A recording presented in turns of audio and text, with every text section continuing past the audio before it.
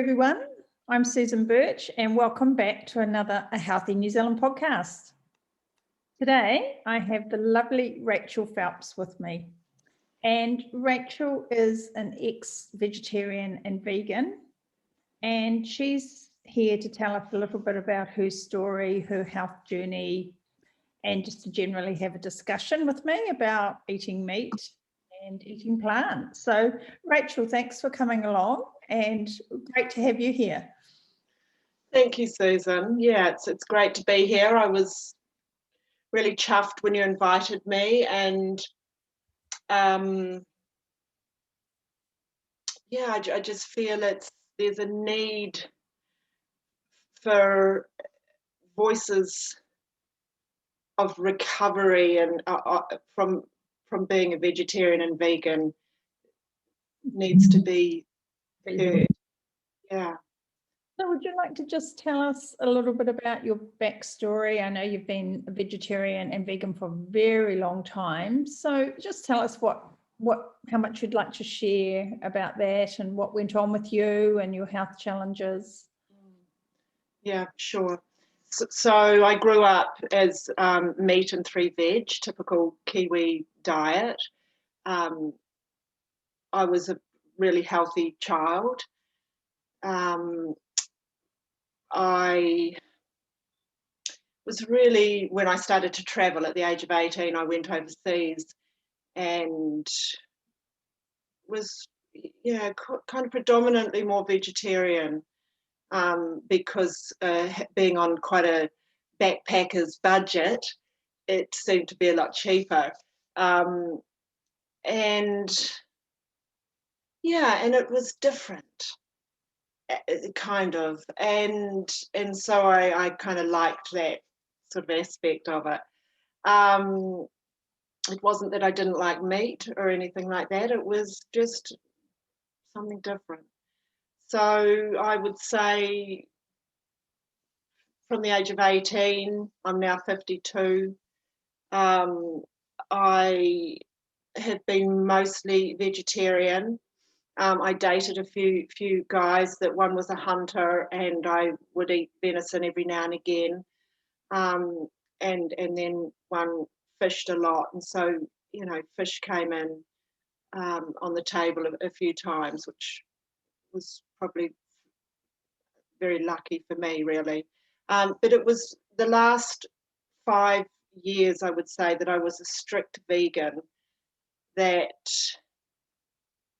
I really noticed my health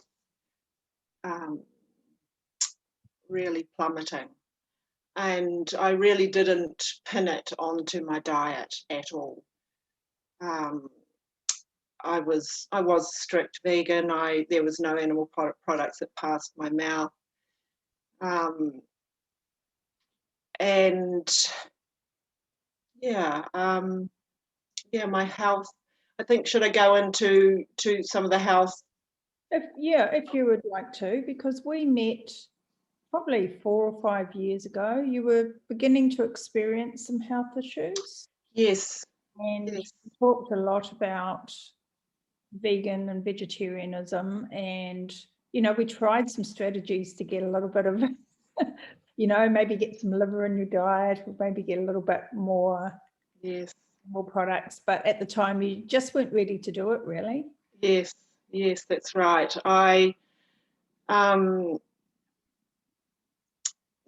mean, maybe I'll talk about the belief system a little bit first. So I think mostly it was a trendy thing for me. It was like I must have looked up something on Facebook or on the internet, and then all of a sudden I was inundated with vegan, the whole vegan culture. And I was like, hey, this is quite cool. And I met some vegans, and they were funky people, and kind of just went along with it. And then also thinking, yeah, I'm an animal lover, and this is the best thing for the animals. And I was also heavily involved in the yoga scene, and I still am, and that is and was for me a big vegetarian vegan community, and so I had a support group. I had a community, and I also remember many years ago. I've started a spiritual journey many years ago, and I remember, and I can't remember who exactly it was, but someone saying that you ascend quicker and easier by not eating flesh, not eating animals, and so I was like, yeah, this is what I'm going to do. And so that was the start of my really staunch belief system. I'm on the spiritual journey. It's going to help me ascend quicker, and I'm helping the planet and the animals, and all of this without really looking into it, without really researching anything, without even questioning if it is going to be good for my health. But this was the path I was on. And health issues ever come up in your vegan community and the people surrounding you? Did you ever talk about nutrients and amino acids and all those things, or did you just yes, did you just think that they were provided by plant foods?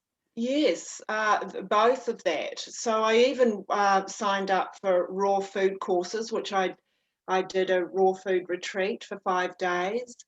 And there was a lot of information out there about nutrient dense plant-based diet, and I just thought I was Doing the right thing. that's right. And yes, there is a lot of information out there, but really, if I was to go in and research it myself, I would see the holes in there, because you have to eat a hell of a lot of food, of vegetables, to get any sort of nutrient dense vitamins, or the amount that your body needs. And so you're doing a lot of eating. And yeah, so really it was, we'd get together and we wouldn't really talk about it. Nobody was suffering from ill health then, and well, they didn't speak about it anyway. But I noticed my health deteriorating. When I first met you, Susan, 4 or 5 years ago. But I didn't know it was my diet, and because I was just on this belief system that this was the right thing to do,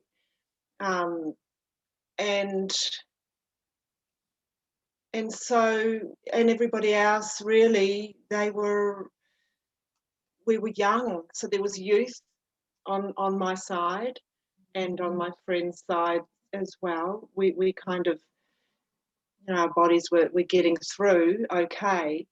And I would like to say that you, in my opinion, ate an amazing vegan diet when I met you. You didn't eat a processed food diet at all. So you didn't just eat processed food without eating meat. You went to extreme trouble to access the highest quality food. Yes. Cost a lot of money, and you Yes. also supplemented your diet with supplements to make sure that you were trying to get all the nutrients that you needed for good health. Yes, that's right. So, and I can remember you telling me it took, it would take up all day trying to prepare your meals. Yes, I juiced. I spent $3,000 on a normal juicer that I got, came in from the States, I juiced a lot, and I spent hundreds of dollars. I'd hate to add it up on supplements. Mm. And yes, it was hard work. I spent a lot of time in the day preparing. I'd soak nuts. I bought a dehydrator. I'd dehydrate food, and yeah, I was just constantly in the kitchen. I had to eat a lot. I was always hungry. I remember you telling me that. And when we did your blood tests and what have you, we could see that you were quite nutrient deficient. Yes, And very. So then we started adding, more supplements to the regime to That's make up right. for the fact that you did have a go at, but didn't really, at that point, you weren't ready to convert back to eating meat. That's right. And I remember you saying to me when you first looked at my bloods, I remember you saying, how do you get out of bed in the morning? And I've often thought about that question. How did I get out of bed in the morning? And it was a matter of having to. There was nobody else that was going to go and do my job for me. I actually had to get up out of bed. But when I think about my health then, and up until recently, of eating meat, I was, I went to the doctors just before seeing you, and I sat in the doctor's office, and I just said to him, look at me. There's something wrong with me. And I didn't know what was wrong with me. I couldn't put my finger on it, but I felt terrible. I felt I didn't have any energy. My brain was so fuzzy. My memory, I was losing my memory. I couldn't introduce people. I'd forget my friends' names. I remember my central nervous system. I was shaky all the time. I actually had the shakes at the end of when I decided this is enough. I was uncontrollably non-stop shaking. I looked in the mirror one day and my teeth were yellowing, and I just thought, oh, it's from all the carrot juice, But it's actually, when we are nutrient deficient, our body pulls the nutrients from our teeth and from our bones. So this was going on, very, very soon into starting this vegan diet. So, and then I had a time where my hair was just falling out. It was just coming out. And I was just telling the doctor all of this stuff. And he really wasn't, he wanted to give me antidepressants and sleeping pills. And I knew that wasn't the case. But I had no idea it was my diet. And so I walked out of there not knowing what to do, and that's when I reached out to you. And yeah, it was pretty dire. My bloods were pretty dire. And I just carried on, actually. I upped the regime to be even more strict. Right, there's something I'm not doing right. I need to be even more vegan, if that is possible. And it got to the point where I was just so hungry all of the time. I was craving sweet things. So I would eat dried figs and dried dates. I could eat, I hate to tell you the number I could eat in a day, but it was like a quick fix, and I just needed this quick fix, and that's right, my body did. It wasn't being satiated. And I constantly thought about food. Oh, what am I going to eat next? And so it just was years of this constant food hell, I would say, because it was hard work preparing it all. It was all organic. It was really expensive.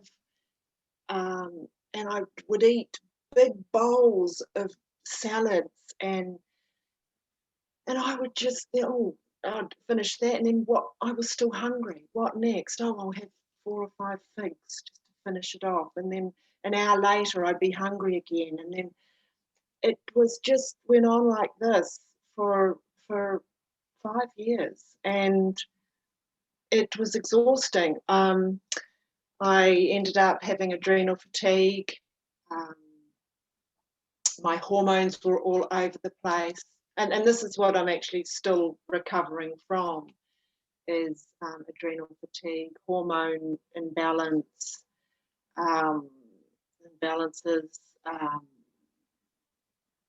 Yeah, just thinking about it.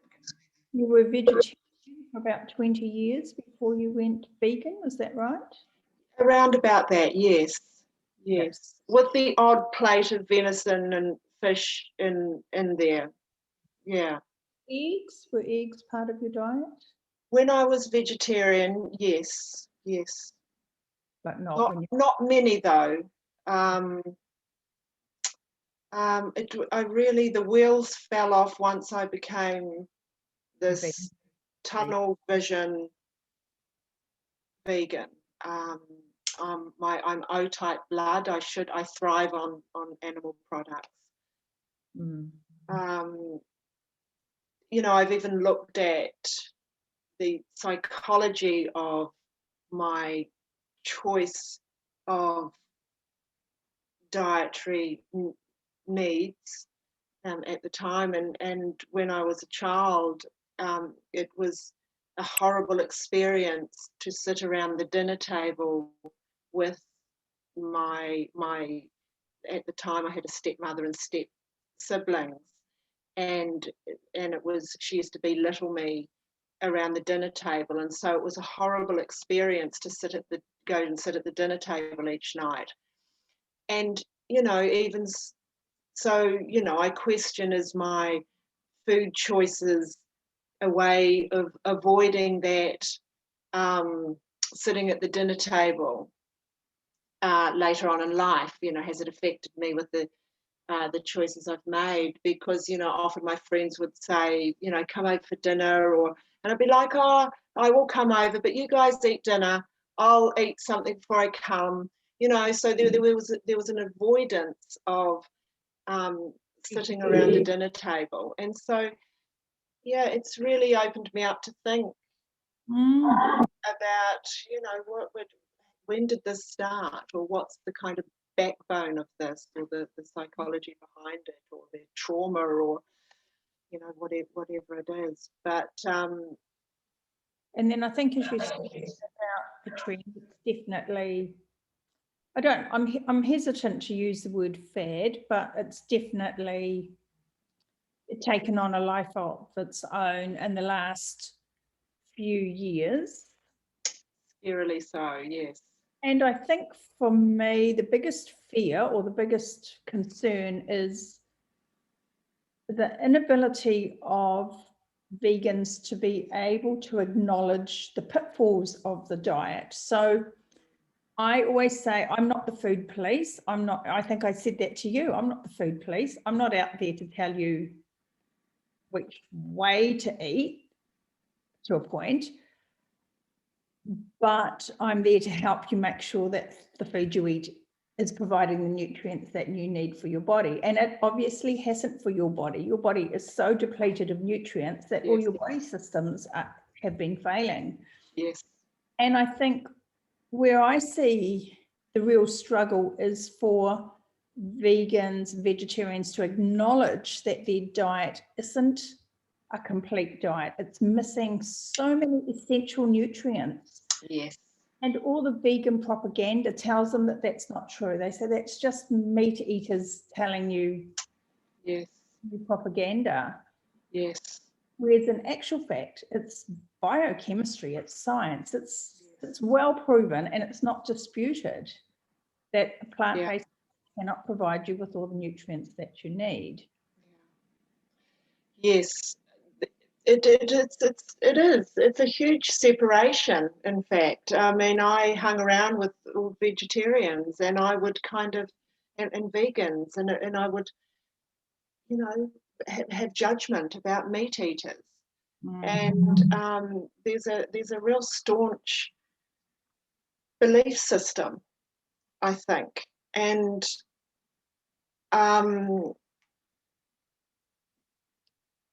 yeah, and I never researched, and I don't know anybody else that did within the community that researched whether this was really, really good, beneficial diet for them. We just, well, I can only speak for myself, but I just skipped through thinking, yeah, I'm doing good. I'm doing good for the planet. Yeah, it's a belief system that really is, it gets in there and it drives you.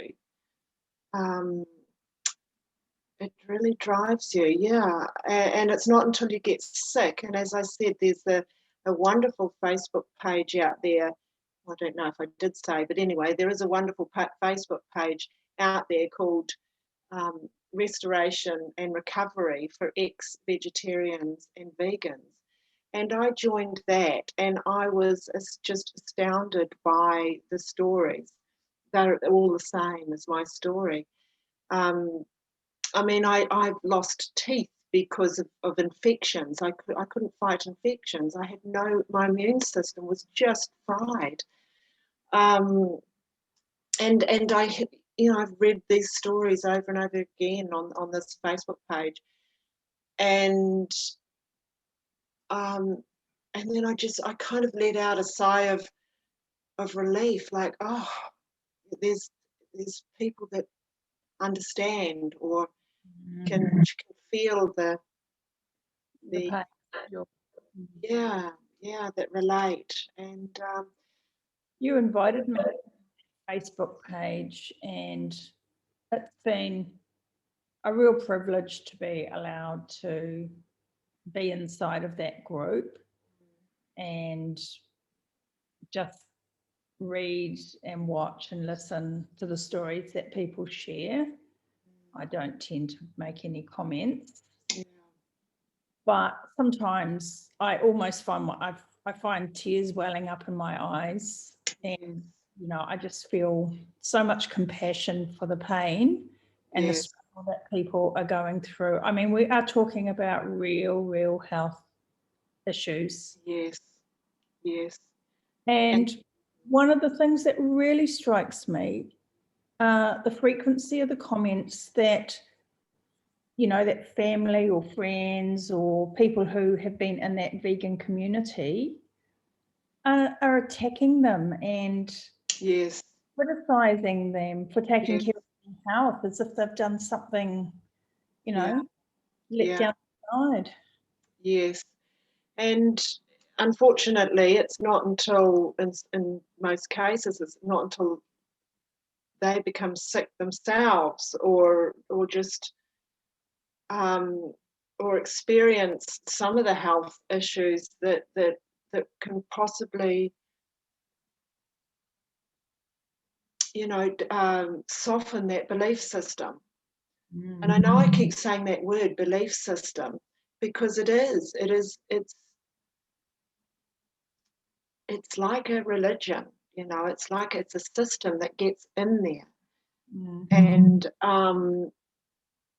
And I think I'm an A-type personality. So when I do something, I do it really to the T, and I will persevere until the very end. And it feels like there's a lot of those type personalities that are within that belief system. And not until you get very sick that it really shakes everything.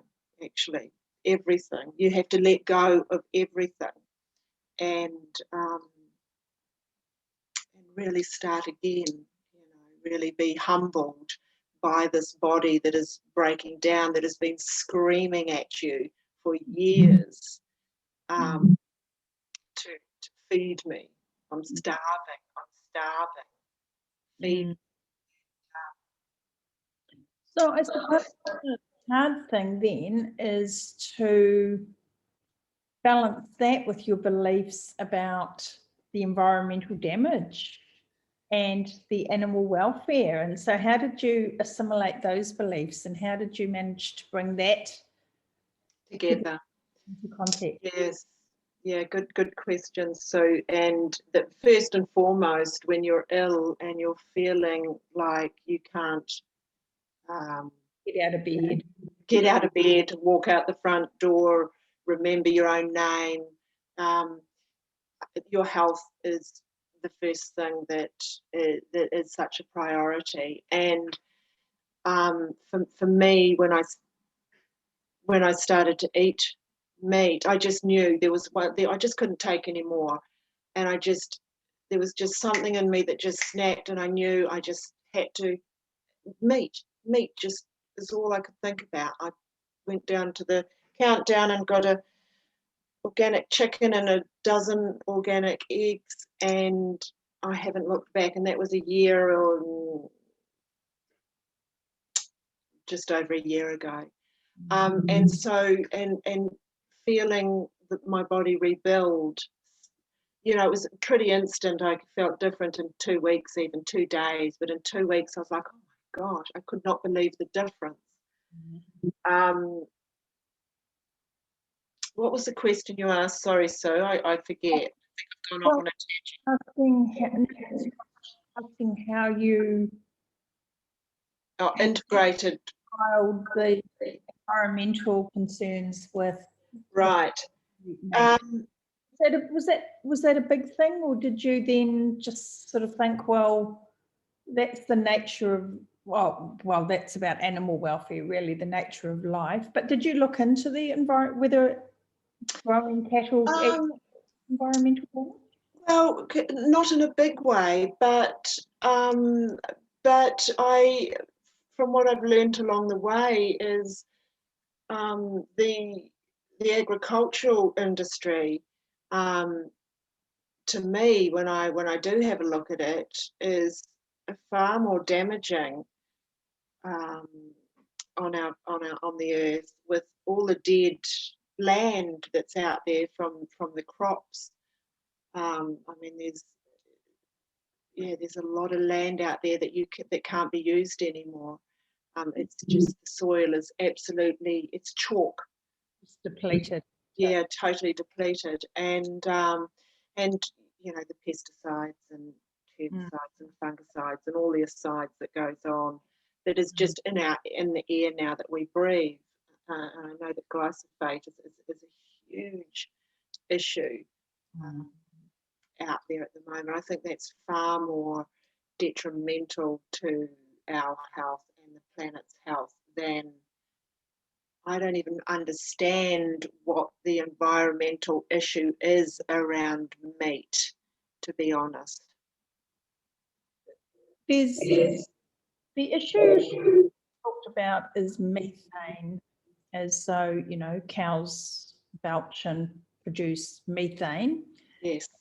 And then there's this idea that that methane then gets into the atmosphere and adds to, you know, the whole carbon, the greenhouse gas carbon issues that we have.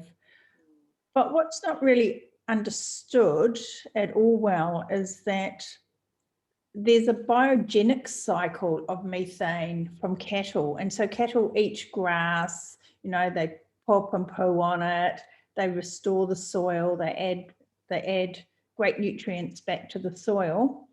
And then the methane does go into the atmosphere, but it actually breaks down after about 10 years and then comes back in and actually feeds the grass. So we have...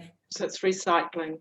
Cycle, yeah, and it's a cycle that helps with the planet's well-being, compared with fossil fuels or even cropping agriculture, yes, where the carbon it takes about 1,000 years for that carbon to break down. Yes. And so, I mean, I'm presuming that that's something that's never discussed in vegan and vegetarian circles. No, absolutely not. And also what's interesting is it's like they've left off the last bit of the story about the methane, and that's, we only hear the middle bad bit. That kind of gets splashed all over the And media. in terms of total, it's such a tiny contribution to total emissions. Transport and energy production are the major emissions. And so, we've got a whole world out there attacking cattle. That's right. Which provide the best, most bioavailable source of nutrients to feed the world. Yes. Probably the least harm. Yes. And we should really be looking at our fossil fuel use. Yes. But nobody wants to change their lifestyle, or, it's just much easier to go to the supermarket and buy some Franken food that somebody's manufactured for you and has full of things that you can't even pronounce the ingredients, and they've added in some vitamins and minerals, to keep you alive. Yes. So that's I think that's really, really scary on how our food is being manipulated like that, or how we've been taken down a path of vegetarianism and veganism is getting more and more trendy. It really is getting momentum. And if you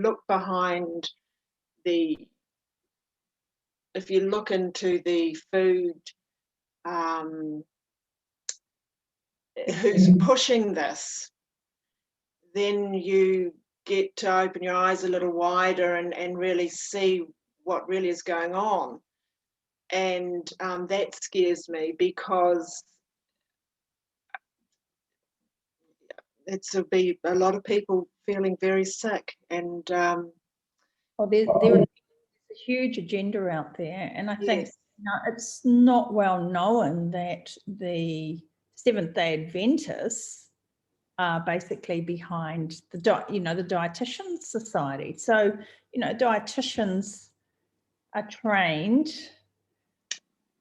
with an underlying philosophy that's come from the Seventh-day Adventists, that eating meat is sin. So that underpins their whole philosophy. But it goes so much deeper than that, Yeah, so much. Corporates. Yes. It goes through, some of the research institutes and. Yes. What's taught and the science around it is biased and paid off, and just to move this product, it's really all about money at the end of the day, and also sick people are a lot easier to control. And people are addicted to it. There's books out there, on bliss and addiction, and how the food industry has manipulated food to achieve that bliss point, so that when we start eating it, it's really, really difficult to stop. And it's cheap to produce. Producing high quality protein from meat or from animal products is a lot more expensive. You said yourself, it was much easier to travel eating, a plant-based high carbohydrate load than it was to seek out eating high protein foods. Yes.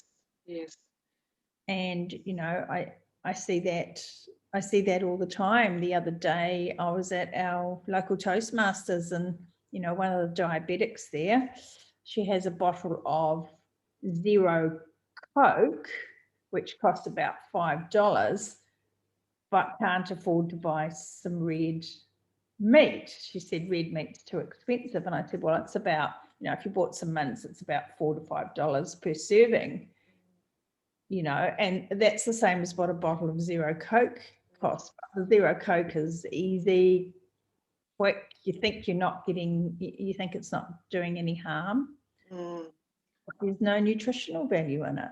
There's no nutritional value in it, and also my rabbit hole that I've been down on those sorts of drinks are there's a toxin in there that comes from the aspartame, is it? Yeah.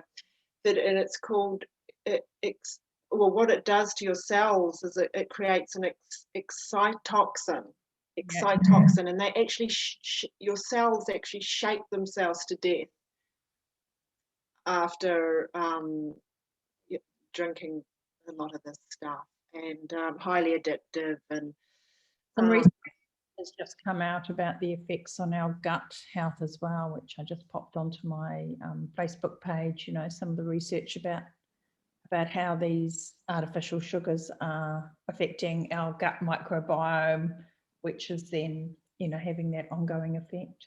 Absolutely. What was your mental health during this stage? Were you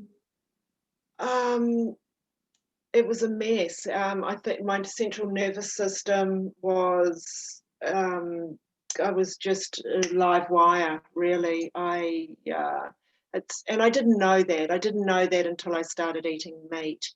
And now there's this, been eating meat for just over a year now, and now there's this kind of like grounded steadiness now. There's this inner strength that I just couldn't access before. I really was, it's like night and day, really, really is. I would just coped. I just got through the day, just coping, and I didn't really have any energy or any want to be able to do anything else. Like, I was just surviving, getting through my day. So yeah, mentally terrible. Couldn't remember my name half the time. It's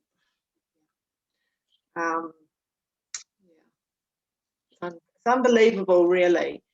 Well, when I think of it.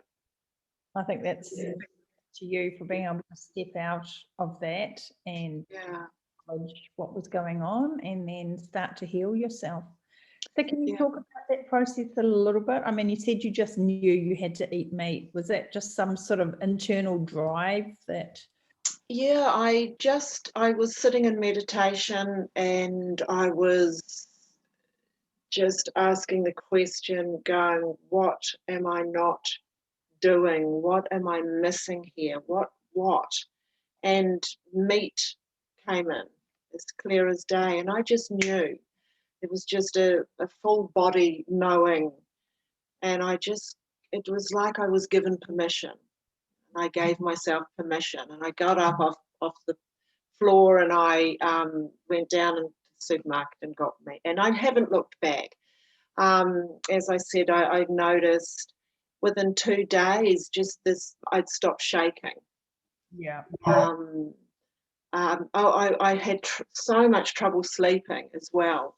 When I was vegan, I was surviving on 5-6 hours sleep a night. That was all part of the adrenal fatigue and the mental fog, and just oh my God. And so, and I just loved the taste. I was like, oh my God, butter. I gave myself permission to eat butter again. Butter on my veggies. Butter in my mince. This rich, beautiful, creamy food. I was like, and then of course I went into like, oh my God, I've denied myself all this time of eating this food. So I did a bit of self-beating up, but got over that really quickly, and just, bringing the kindness and gentleness back in, and just, that's just, I'm one end to the other, and I learning find the middle ground. But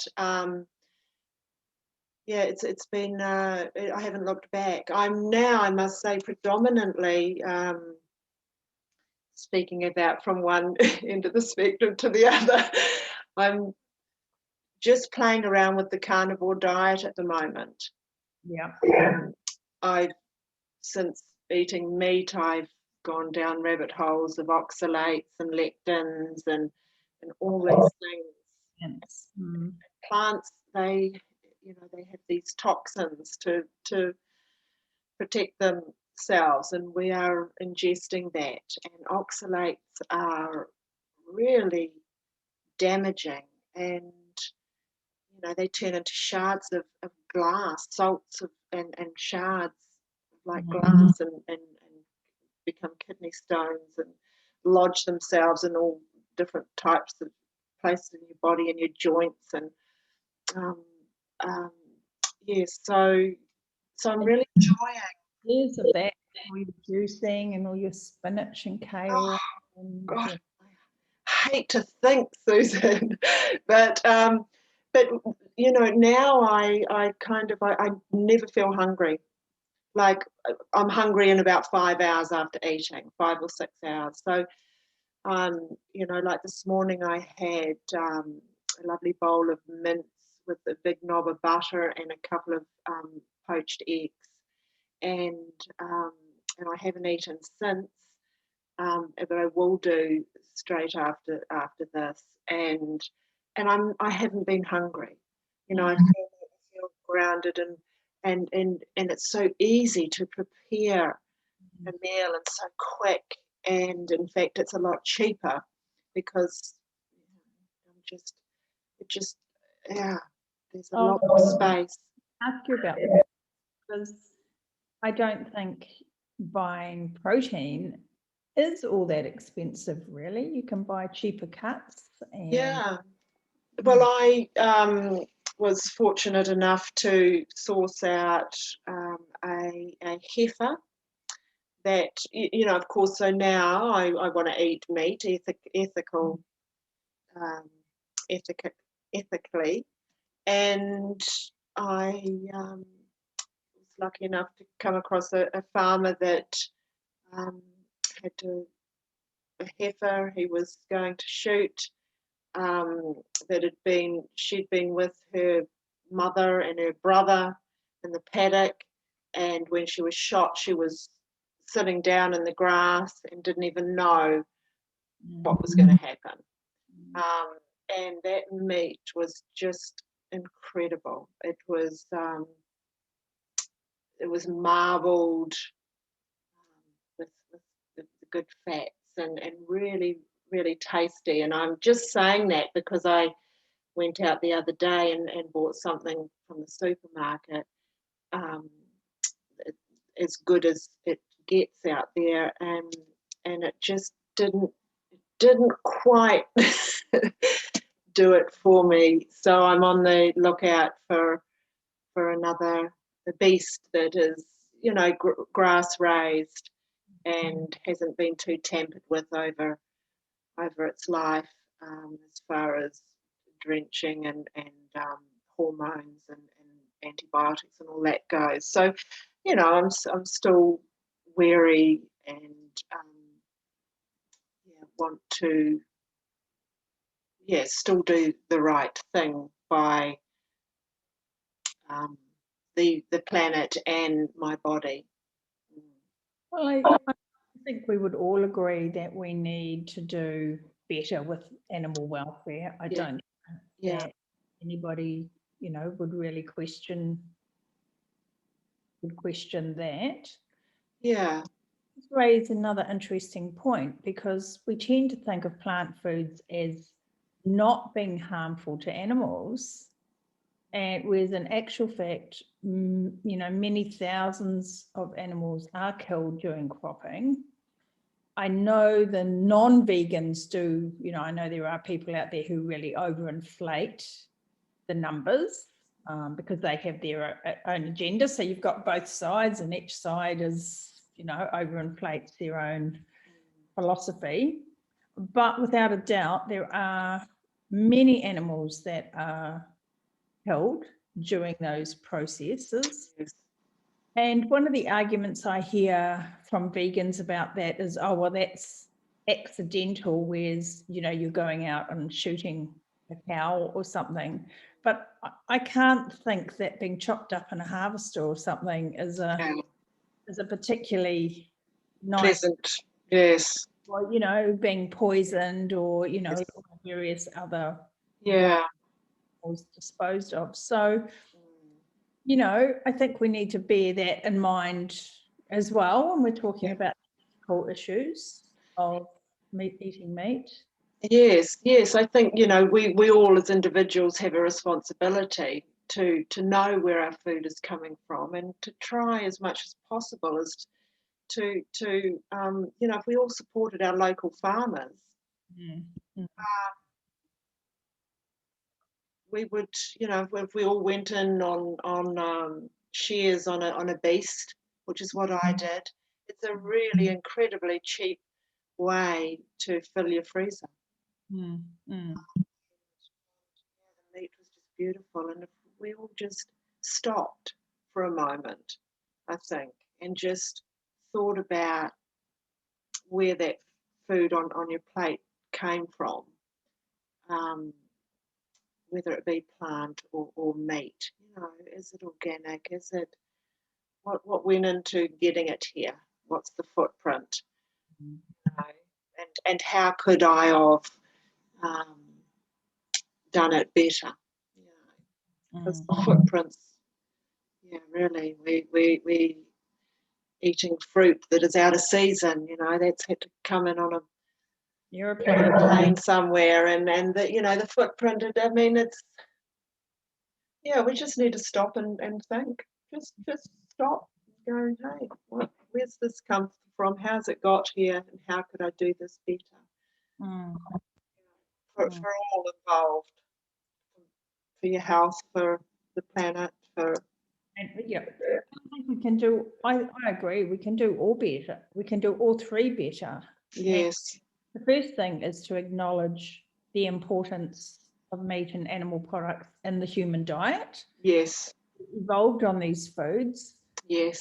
You didn't become ill on a plant-based diet because you weren't doing it the best way you possibly could. No, that's right. Because a plant-based diet does not provide the human body with the nutrients that it has evolved to need, that come from the environment over millions of years of evolution. Right. Yes. And so that's not an accident. And you're always being constantly hungry. There's, the protein leverage theory out there, or hypothesis out there, where if you're not getting enough protein and enough amino acids, your body is constantly screaming out for nutrients. Yes. And while you were eating really high quality plant nutrients, the best quality you can, a lot of people aren't doing that. And so they're eating a meal, they're still hungry after the meal because of protein dilution. Yeah. And they're eating more processed grains with seed oils and, all the processing and all those artificial flavors and things added into them. Yes. And so then that leads not only to a nutrient deficiency, but also toxic, weight issues, yes, type 2 diabetes, increases in cancers, increases in all these chronic diseases. Yes, and I was pre-diabetic. You were really thin. You were lean. Yes. You're still a lean lady, right? Yes. And you can still become pre-diabetic. That's correct. I noticed in the vegan, a couple of years into vegan diet, that my muscle, because I lost your muscle. I've always been able to build muscle really well, and I noticed that it just started to waste away. And so it's been wonderful to feel that rebuilding again. I mean, and I've still got a good couple of years to go on this journey to fully recover. It's not a 5-minute fix. It takes time and patience and tears and frustration and regret and all the psychological stuff that comes with it. But I'm totally grateful for arriving here. Yeah, and yeah, I'm really grateful for hearing your story. I always ask one last question because I'm really interested in the health of the young people, health of our children in New Zealand. And, you know, I started this podcast because I really want to see the health of New Zealanders improve. yes. We can't sit by and listen to the government and to all the, you know, all the various societies out there, heart disease, you know, hearts research and diabetes research. They're way too behind the 8 ball, and they have their own. And agendas, yes. Many of them are run by vegans or vegetarians themselves, so they have this real antipathy to eating meat. So I really wanted this podcast to be able to get out there and start sharing the stories of people like you, and then mix those with all the different experts I have that come in from around the world that are looking at this problem. So what advice would you give to parents? There are many parents out there who, by thinking they're doing the right thing for their children, are putting them on vegan diets. Yes. Yes. First thing, do your own research. Don't believe what you're told. I mean, I even question the science these days, because where's that come from? Who's paid that scientist? You know, whose pocket are they in? And go far for your research. You know, go down many different avenues. That's the first thing. Make your own decisions. Tune in, I think. Tune in, because as parents, parents have a connection all the way from baby to fully grown. Tune in to what that higher wisdom is saying, and instead of listening to the head and the propaganda, you know, because it's a kind of a brainwashing thing. If we turn the TV on every night, we're being brainwashed with these other views. If we, you know, if we just bringing it home and keeping it simple, and yeah, I know that there's some blood types that work well with vegetarian diet. I don't know that there's any blood type that works well with vegan diet. I believe that everyone has to have some sort of animal protein in there. You would know more about that than me, Susan. But definitely O-type blood, which is the most common blood type out there, thrives on meat and meat products, animal products. There's quite a good book out there called Eat Right for Your Blood Type. It's, you know, you can, I mean, it gives you a bit of a, I don't know what your thoughts are on that, Susan. But it gave me a bit of a roadmap initially. I think with that book, one of the biggest drawbacks from that book is that the author actually, in his research, had looked at about 44 different combinations, and the publishers forced them to cut it down to about 4. So it became very, you know, sort of a reduced, generalized. yeah, from what he had originally intended, and so very diluted. Yes, right. Okay. Yeah. Yeah. So there you go. You know, do your own research and go far for it. You know, go research it extensively. Ask, talk to other people.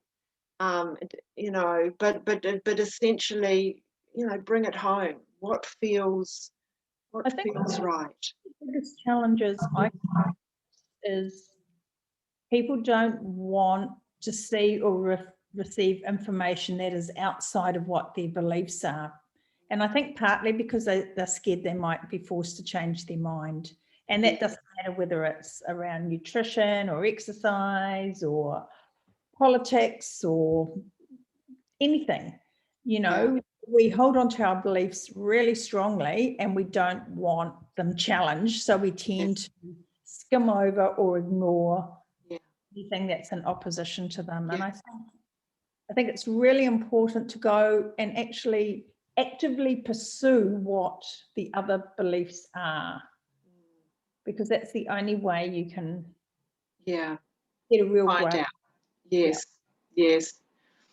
And I think with our children, sorry, what was that? I'm going to say it's really important to put yourself in the shoes of the other side. So That's right. Yes. And that's what I said in the beginning. It's been a humbling experience. You know, all the sort of judgment on meat eaters when I was this vegan, you know, and now I'm not judging vegans, by the way. I at all. This is just my journey, and it's an interesting one. But back to our kids diet is so important, particularly in this day and age, because there's so much going on out there. And I'm a craniosacral therapist, and I'm treating a lot of kids that are in high levels of anxiety.